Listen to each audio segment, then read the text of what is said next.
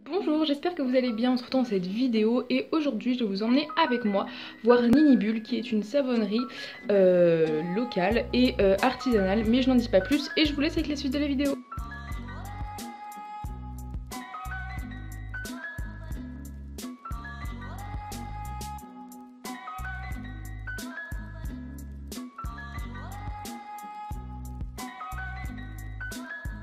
Du coup, est-ce que tu peux te présenter et présenter le nom de l'entreprise? Alors je m'appelle Nathalie et aujourd'hui je tiens une savonnerie artisanale qui s'appelle Ninibulles. Depuis combien de temps tu as commencé la savonnerie?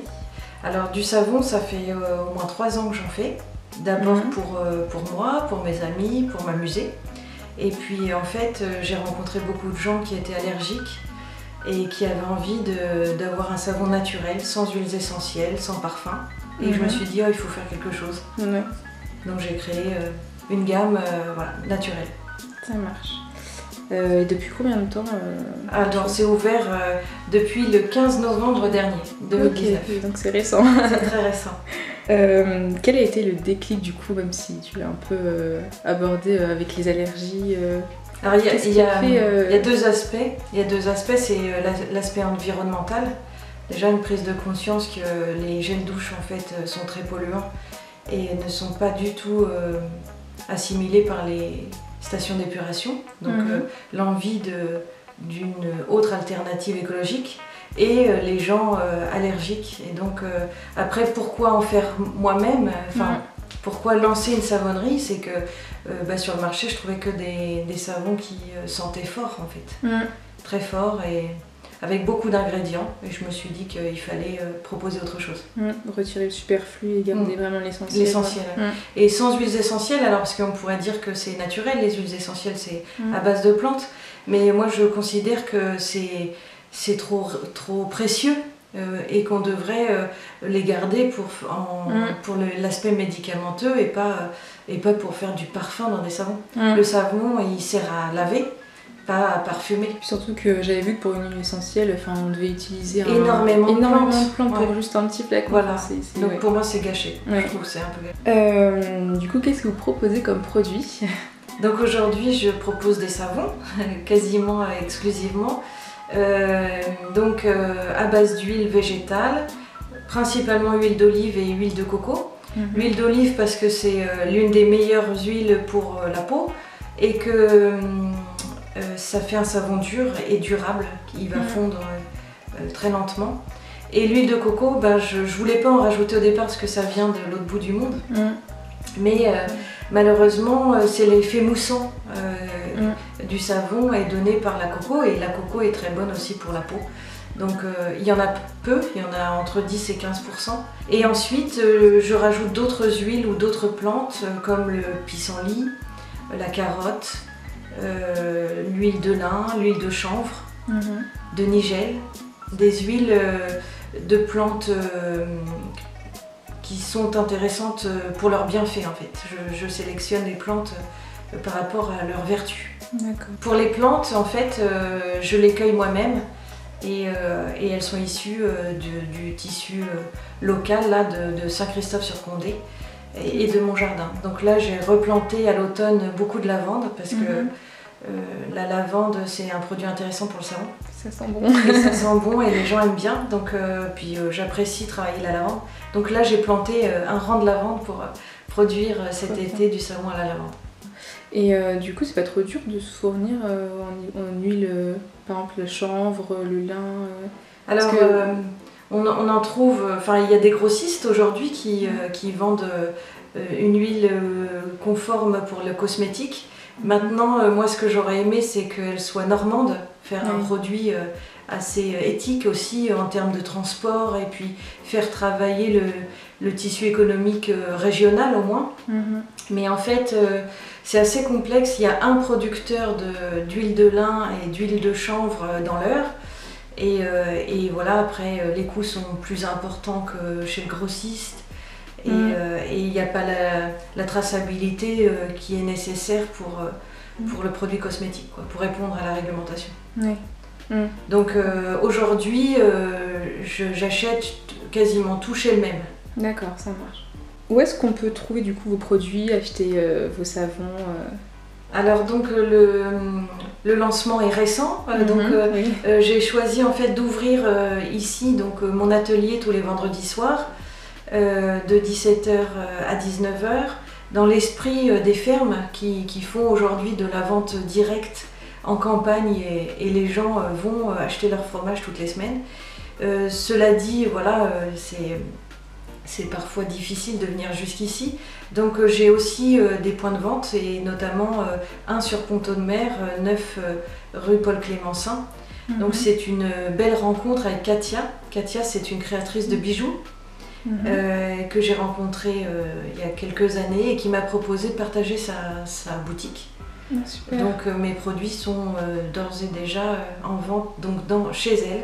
Ok. Et vous pouvez m'y retrouver le jeudi. Et du coup, dernière question, quels sont vos projets pour cette année? Les projets 2020, Oui. eh bien, continuer le lancement de cette belle aventure, parce que là c'est tout frais. Donc continuer à trouver des points de vente et en fait j'aimerais arpenter la campagne et aller voir toutes les petites épiceries qui perdurent, qui ont tendance aujourd'hui à proposer des produits locaux et en complément de l'épicerie de base. Et je me dis que c'est quelque chose qui me correspond bien, un circuit de distribution qui me correspond bien. Donc voilà, l'objectif c'est d'aller vers ces petits distributeurs parce que je veux pas grossir trop vite, je veux que ça reste artisanal, je veux voilà, que mes savons soient faits à la main et pas après dans des grands bacs et grossir trop vite. Donc voilà, des petits distributeurs. Et je pense que c'est aussi ce que certaines personnes recherchent justement. Oui, je pense la proximité, mais le réel artisanat. Quoi. C'est ça. Et puis inventer de nouvelles recettes. Donc là en ce moment je travaille pour la Saint-Valentin et j'essaie de trouver un moyen de faire un savon rose ou rouge mais avec des colorants naturels.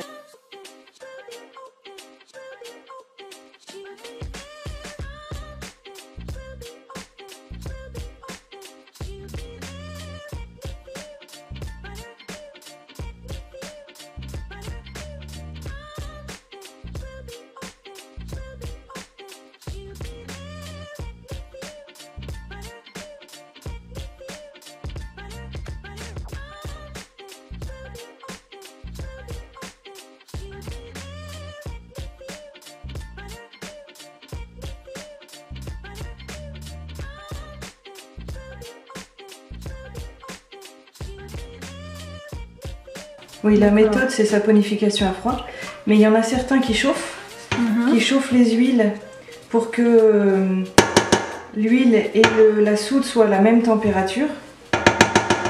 Mais moi, ça fait plusieurs années que je fais tout sans chauffe. D'accord. Et ça marche très bien. J'imagine que ça garde mieux les actifs. Ben oui, l'objectif c'est de garder les actifs des plantes et de l'huile. Et puis après, c'est aussi intéressant parce que ça prend de l'énergie. Là, à part le mixeur et le bain-marie, je consomme aucune énergie électrique.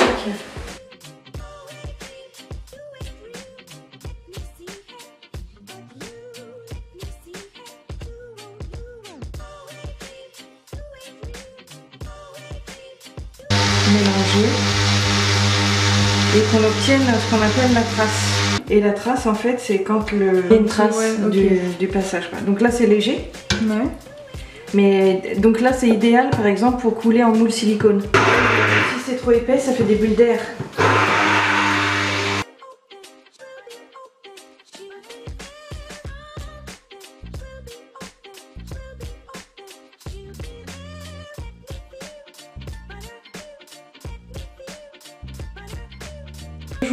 Que le savon durcisse et ensuite je vais pouvoir le découper et apposer mon tampon et le mettre à sécher puisque après il faut 4 semaines pour que le savon soit parfaitement sec.